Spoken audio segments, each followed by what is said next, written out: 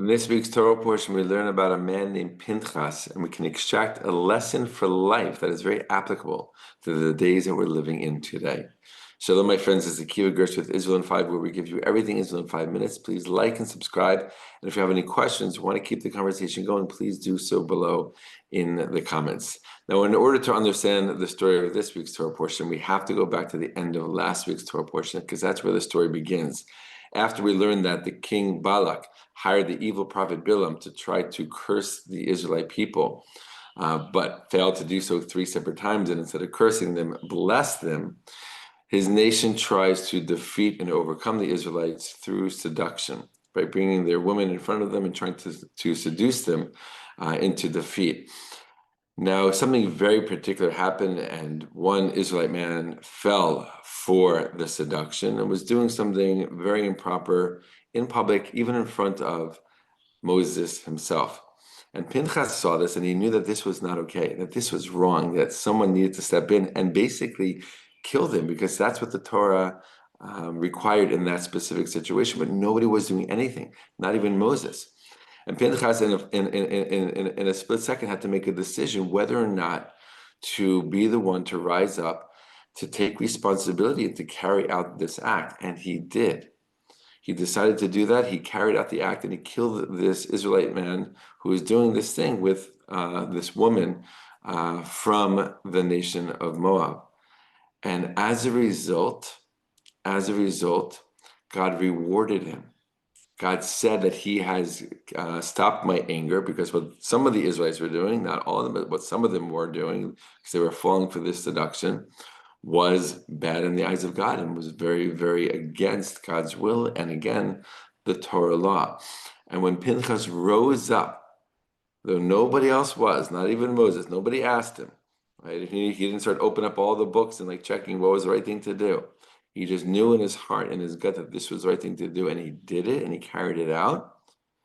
God responded by saying, my anger has subsided because of Pinchas, and I'm going to reward him. And how did God reward him? With a covenant of peace. With a covenant of peace. By doing a warlike act, Pinchas was rewarded with peace, a covenant of peace. And he was brought into the, as we say in Hebrew, the kuhuna, which is the priesthood. And even though he was the grandson of Aaron, and you would think that he was already part of the priesthood, he was born as a grandson to Aaron before Aaron was given the priesthood by God. And God gave the priesthood to Aaron and his sons, but not to his grandsons. I mean, once grandsons were born to his sons, then they would also be part of the priestly family. But Pinchas was born a little bit too soon for that. So he was given a specific invitation, inclusion into the priesthood by God because of this act. Now, there's 2 main things I think we can see in this story. One is the idea of rising up and doing what's right, standing up for what's right, even if nobody else is doing it, right? Even if nobody else is doing it, even if you're the only one, having that courage, having that bravery to stand up and do what you know in your heart and your bones is the right thing to do, even if nobody else is doing it. That's a huge, huge and beautiful lesson from this Torah portion. And related to today, some people in the world, not everybody, but some people, specifically those people who are very highly critical of Israel, they say, how can you go to war? How can you do this thing? Even if your enemies did this thing to you, why are you, carrying out the war and carrying it out for so long and extending it and not ending it, right? Why don't you just make a ceasefire ready and stop the war and pull out your troops and make peace, right? And Israel's answer is that we need to continue this war until our enemies are finished, until they're out of power, until there's no more threat to our people, right? Israel knows what it needs to do, even if many in the world don't understand, even if many in the world disagree, right? And with Pinchas, something I didn't say, people kind of ridiculed him afterwards. Who do you think you are to do such a thing? And then God stepped in, so to speak, and said, no, he did the right thing, and I'm going to reward him for it, right? Israel understands that sometimes the best way to peace, and sometimes the only way to peace, is through war, is through fighting. Israel doesn't want war. Look at our track record. We haven't started one single war since the beginning of our existence in 1948. Every single war of Israel is a defensive war. Don't start wars with us, there will be no more. There will be no more war. There will be no war at all.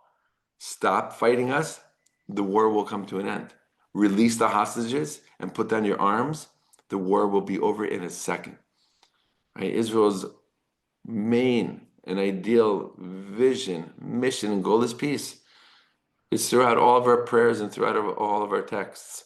But if you fight us, we'll fight you back. And we'll know how to fight properly. And we see that, thank God, that Israel very much knows how to fight very, very well and properly against its enemies. And that, unfortunately, is the path that our enemies have chosen.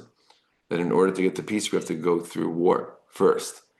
Right? But the ultimate goal and the ultimate end, the last station, so to speak, is peace. Right? And so that says a very, very important message for our time specifically. Something that we can extract and apply to our times, that yes, we are fighting this war in order to get to peace. We will continue fighting this war in order to get to peace. And right now, unfortunately, our enemies are choosing the path of war in order to get to peace. And we see this in this week's Torah portion, that sometimes you have to do acts like this because of the situation, because of what other people are doing, what other people are unwilling to do, willing not to do, right? In order to bring the ultimate goal, that ultimate goal being peace. That's what Israel prays for, strives for, wants every single day. We hope to get there really soon. In the meantime, we still have to fight these wars. We continue to fight these wars. But we do believe that one day these wars will end and we will get to the days of peace. All the best, my friends, and Shabbat Shalom.